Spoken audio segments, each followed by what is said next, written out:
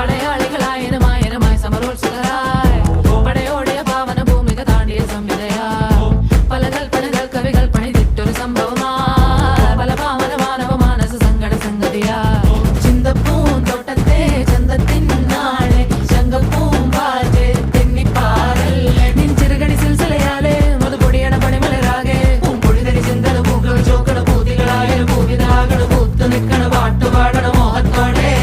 തന്മനത്തിലെ മലയറയാകെ നിറമലരണി വർണ്ണനയാലേ സുപ്രിയരസ പദനിസ സരിഗമ പദന സരതമതിലുലകമേ അതിർന്ന ഓടി സ്വർഗത്തിങ്കലെത്തിപ്പെട്ട എത്തിയിലിനാളെ